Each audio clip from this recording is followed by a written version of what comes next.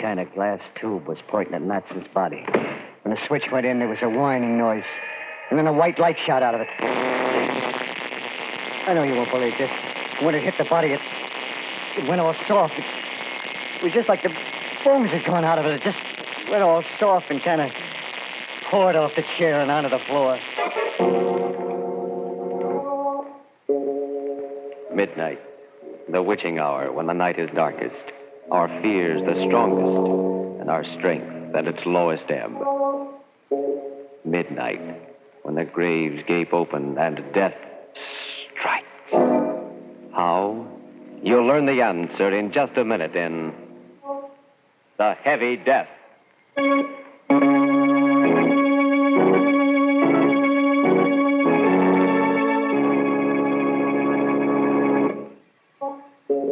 And now, Murder at Midnight. Tales of mystery and terror by radio's Masters of the Macabre. Our story, written by Robert Newman, is a weird and fantastic nightmare called The Heavy Death.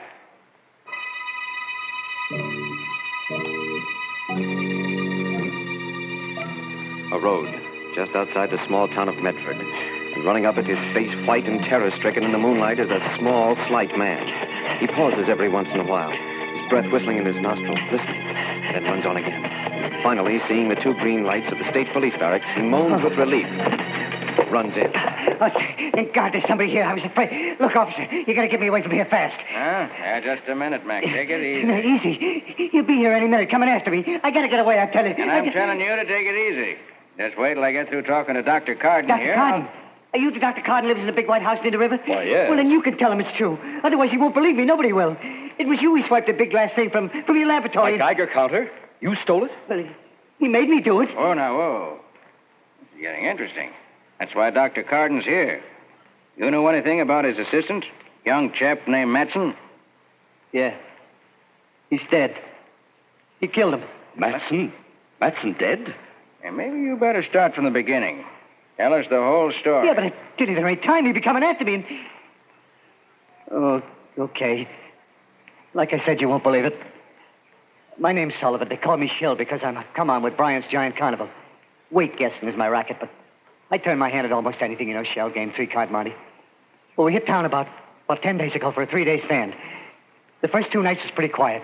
The third one was when it happened. There was a pretty fair crowd around, and I was warming him up for some weight guessing, with maybe some side bets, when he came up. Okay, folks, okay. Step up, hurry up. And let Hawksy Sullivan dish your weight. A Cupid doll is on 3 pounds off either way. Now, what do you say, lady? Your weight's not like your age, you know. It always shows. What about you, sir? Guess your weight? Do you really think you can? Do I think? Listen to him, folks. You bet your sweet life, brother. Oh, I have already. The question is, will you bet your sweet life? What? What do you mean? Look, do you want me to guess your weight or not, huh? On the terms I outlined, why, yes. I'll be glad to have you try. Try, says he. Okay, folks, here we go. Now, let's see. A big man, a solid man. Hefty pair of arms on him. I say, 195 pounds. 195. And 3 pounds off either way, and you get a Cupid doll. Now, just sit right down here on the scale. There you are. Hey, what goes on here? You broke my scale. Yes, it only goes up to 350 pounds. 300. What have you got in your pockets? Would you like to look? Nah. No, I don't know how you did it, but more power to you, brother. When I lose, I'd pay with a smile. Well, here's your Cupid. Thank you. No, that's not what we bet. What? What do you mean? I think you know what I mean.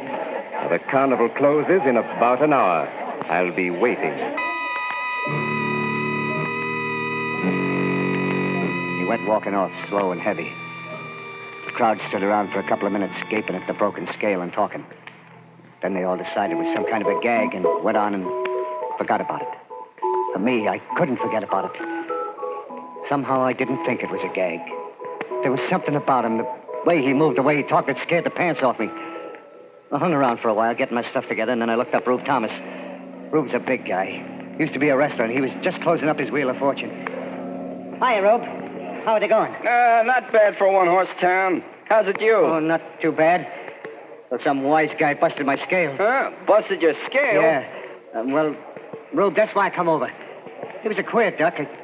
just couldn't figure his pitch, but he said something about waiting for me when he closed up, so I thought... So you thought maybe you should have some protection walking down to the station. Yeah. That's a hot one. What is? You're on your side bets. Well, don't worry about it. Ain't no one gonna lay a finger on you when you're with Rube Thomas. I helped Rube take down the wheel. But even then, we were about the last to leave the fairgrounds. We went out through the main gate. It was pretty dark, but I wasn't worried anymore. I'd never yet seen anybody Rube couldn't handle. Then I heard footsteps. Slow and heavy ones. And then... There you are. I've been waiting for you. Yeah? No kidding? This the guy? Yeah. Okay, Bub. What's the pitch? What's your racket? Racket? There's no racket. Your friend and I had a bet. I've come to collect. Yeah? Well, I'll tell you a funny thing about carnivals. When we pull up stakes and get ready to go, all bets is off. I'm afraid this one can't be called off. You see, I need him. You need him? Yes. You bet your life, remember? And you lost.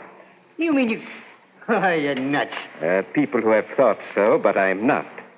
Shall we go? No, I ain't gonna. Rube! Take it easy, Shell. I told you all bets was off, mister. Now you're gonna blow him, I'm gonna have to get rough with you. I wouldn't if I were you. No? Well, here's one just for luck. Oh, no, my hand. I warned you. Oh, I'll break your bloody neck. Oh, yeah. I'm sorry. I didn't want to hurt you. You won't believe this. Like you probably won't believe what happened afterwards. He didn't swing or anything.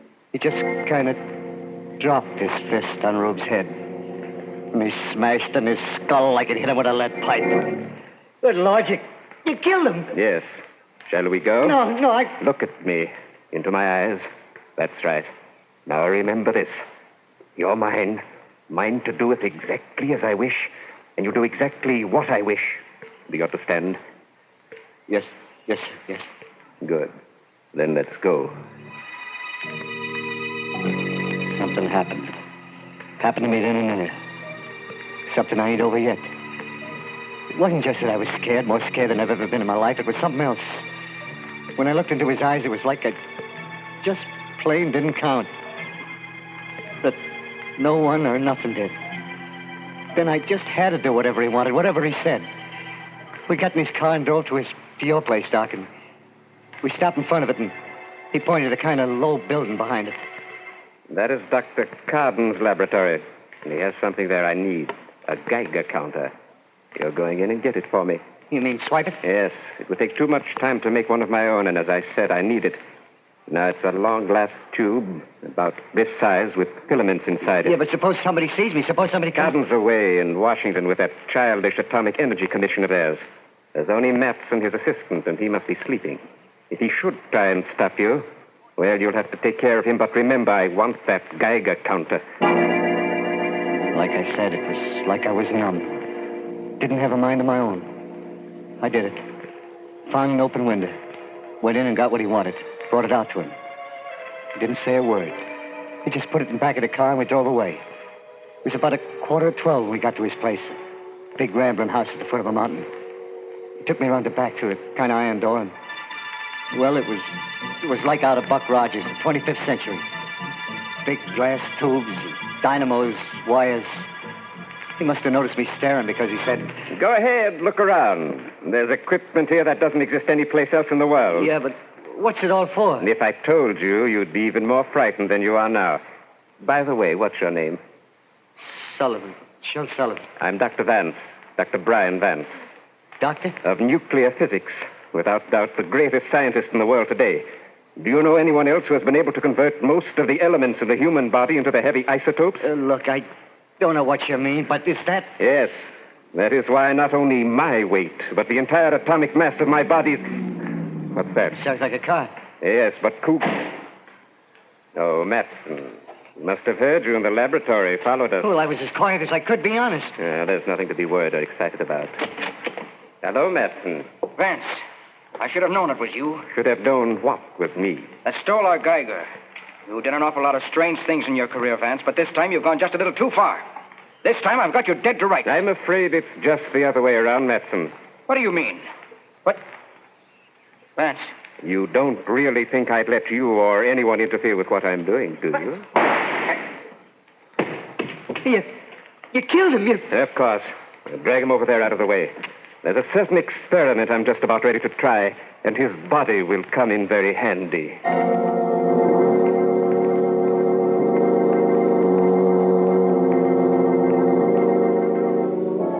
With Shil Sullivan staring at him in abject horror, Dr. Vance turns away from the body on the floor, lumbers over to one of his instruments, and begins examining it. And far away, in the town's church steeple, the clock strikes 12 for murder at midnight.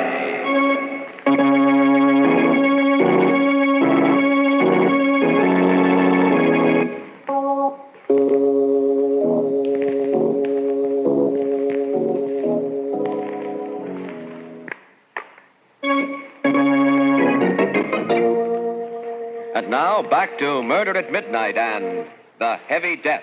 It's just a moment later.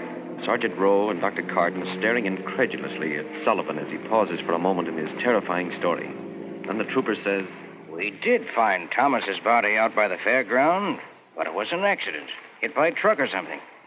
You mean this Vance killed Matson just like that? Shot him without turning a hair. Sure sounds to me like... Dr. Carden, what do you think? I don't know, Sergeant. I do know Vance. I knew that he had a laboratory somewhere near here, and... Well, it's true that he probably knows as much about nuclear physics as anyone in the world. We tried several times to get him to work with us during the war, but he laughed at us, said that what we were doing was childish. Yes, but this other business, this changing himself, making himself heavy. Yeah, even his voice was heavy like. Is that possible, Doctor? Theoretically, yes, I suppose it is. After all, Professor Urey did it with hydrogen, made heavy water. And we've done it with uranium. Yes, but why would he want to do it? Why? There I can only guess. For all his genius, I've always felt Vance was a little mad. It's possible he believes that by changing the atomic weight of his body, he can make it immune to disease. Yeah, that's right. It's true. He said he was going to live forever. Well, go on, Sullivan. What happened after that? He made me help him do things around the laboratory. Wire and stuff like that. Seems he got tired pretty easy, and his hands was too heavy to do work that was delicate like. Maybe that's why he needed someone else around. Finally, I couldn't keep my eyes open anymore, and I fell asleep in a cot in a corner. I don't know if he ever slept or not. If he did, I never seen him. When I woke up, it was around noon, and he had Matson's body propped up in a chair against a kind of a silver screen. So you finally got up, eh, Sullivan? I was just going to wake you. Yes, sir. I'm kind of hungry, sir. Yes, food. Well, you're going to help me with a little experiment first, and then we can eat. Yes, sir. What kind of experiment? You mean... Why, yes. An experiment on our friend Matson's body. And he won't mind. Just a little calcium transmutation. First, we switch on our alpha generator here. Then we make a few frequency adjustments. What are you going to do? You'll see. Over there, stand by that master switch on the converter. When I give the word... Yes, sir. You let it climb just a little higher. A little higher. Now! Oh, good Lord. No. There's a kind of glass tube pointing at Matson's body. When I threw the switch, a white light shot out of it. I know you won't believe this. But when it hit the body, it went all soft. It was like the bones had gone out of it. It just went all soft and kind of poured off the chair onto the floor. I must have fainted or something. When I come to, Vance was standing over me, smiling. Anything the matter, Sullivan? Don't you feel well? Yes, sir. I'm all right. That was the most awful, most terrible thing. Sullivan, if you were a soldier and you saw that happen to the man next to you, would you feel much like fighting after that? What? You mean you're going to do that? I'd advise you not to ask too many questions. We'll dispose of the rest of the body later, but now let's eat. Like I said, it was just about a week ago. I can't really tell you what happened after that because I was in a daze most of the time. We worked, him showing me what to do, wire and solder and stuff. We ate. Sometimes he let me sleep. Then this morning it happened. I woke up at about 10. He was standing looking at this thing we've been making. Well, Sullivan, it's finished. Just a few adjustments and we were ready to go. Yes, sir. And I'm profoundly grateful to you for your help. I will show you how grateful in a very concrete fashion.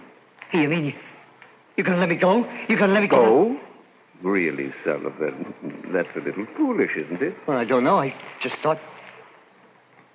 Yeah, I guess it is. Well... Where are you going? Inside to fix some breakfast. No, Sullivan, no food. No food? No, because tonight you're going to enjoy a tremendous experience. One I experienced myself several months ago. And the process is much simpler when the stomach is empty. Process? You mean you're going to make me like you? Heavy? Yes, Sullivan. I told you I was grateful to you and... Oh, no, Doc. No, please, will you? For heaven's sake, You're don't... being rather childish.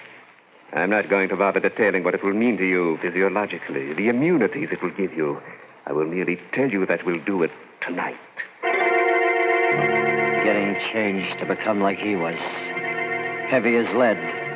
Well, it did something to me. It was like I'd been doped, hypnotized. All that time afraid to do anything to make him mad. Now I was even more scared to stay. I made out like everything was fine, and I waited. I waited and watched. Then about an hour ago, I got my chance. He went into the house to get something. He didn't lock the door. I was out like a shot, grabbed his car and started down the driveway. As I went past the house, I heard a window open. Sullivan, come back! Come back! You'll regret this! You'll regret it!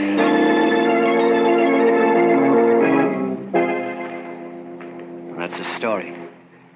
I was so jittery, I went into a ditch just outside of town and had to run the rest of the way. I don't care whether you believe me or not, whether you think I'm nuts, what you do to me. I just want one thing. Get me away from here. Get me far away fast. Because he's going to be coming after me, I know it. Well, I'm not saying what I think. Not yet. What about you, Dr. Carden? I wouldn't like to say either. Knowing Vance, I believe he's capable of everything Sullivan told us. And theoretically, everything he described is possible. I told you, I don't care whether you believe me or not. Just get me away from here. I can't for an hour or so. Have to call Bridgeton, have them send down some men. And we can really go into this. In the meantime, I'll put you in one of the detention cells. You'll be okay there. Are they strong? Really strong? Plenty strong enough to keep you in and anyone else out. Come on.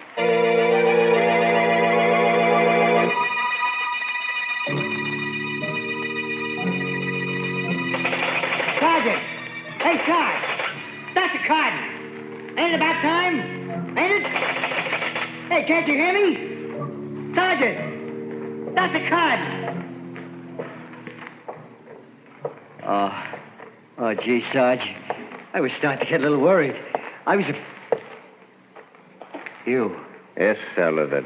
You didn't really think you were going to get away, did you? Oh, what are you going to do? You can't do anything. The cell door is locked. Is it? Let's see. Hey, you see? You can't break it down. You can't. It's steel. Yes, Sullivan. But steel can be smashed if it has to be. No. I told you you'd regret running away, didn't I? No. Look, I'll come back. I'll do anything you want. I'm afraid it's too late, Sullivan. No. Too late for anything but this. Dr. Carden. Huh? Did you hear it, too? I'm not sure, but it did sound like... This way, quick. Good Lord. Look at that cell door. Oh, and Sullivan. His skull. Smashed like an eggshell. Well, Sergeant? I guess I must be nuts, too. Look, Doc. He must have just left here.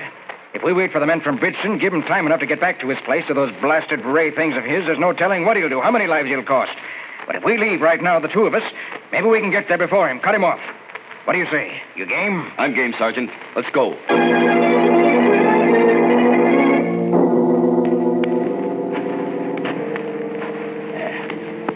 That must be it. Right ahead. The laboratory's probably around and back. Well, Sergeant, the lights are on. Yeah. Maybe he left them on when he came into town and got Sullivan. Or maybe... No, listen. He's back. We're too late. What in heaven's name is that? An electrostatic generator or a cyclotron. Oh, good Lord. Up the mountain there. Look. Great Scott. Looks like a hole or something. But it's moving. A neutron beam. Disintegrating. Eating its way into the mountain. He must have found some way of harnessing... Dr. Gordon, swinging his way. Must have seen us. Come on, run. No good, Sergeant. Seems to have a range of almost half a mile. But eating through solid rock that way. If it hits us...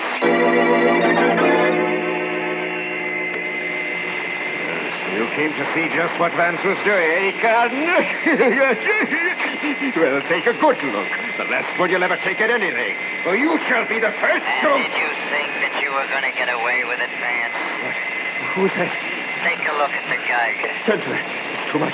Gotta cut that down. And what'll happen when you release the load? But I've got to cut it down. Sergeant Sullivan. Yeah, and it's because I'm dead that you join me. You can't do it alone. Too heavy. Well, I've got Too to cut slow. it down. It climbs any higher. Good Lord, the generator. I've got to cut that down, too.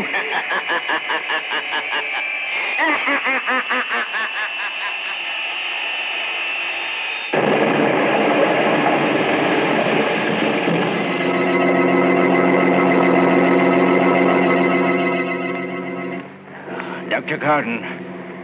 Dr. Gordon, where are you? Over here, Sergeant. You all right? A little shaken up, but yes, I'm all right. Oh, the laboratory. A whole house. Look. Yes. What happened? Something got out of control. Too much centrifugal force, or the load released too suddenly, and the whole thing exploded. Now there are things that we'll never know. Except something we knew already. That science can either be man's servant or his master and his doom.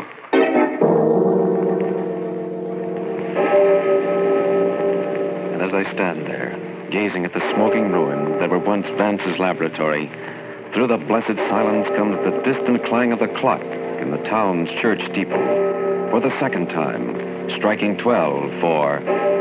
Murder at midnight.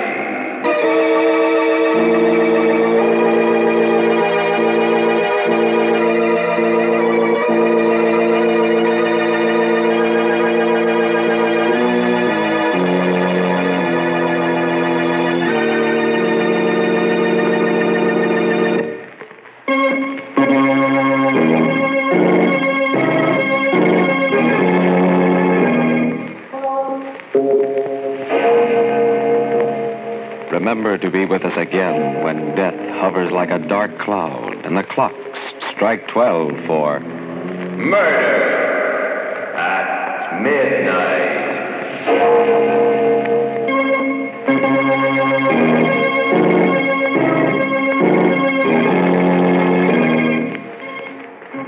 The part of Shill Sullivan was played by Frank Reddick. With music by Charles Paul, Murder at Midnight was directed by Anton M. Leader.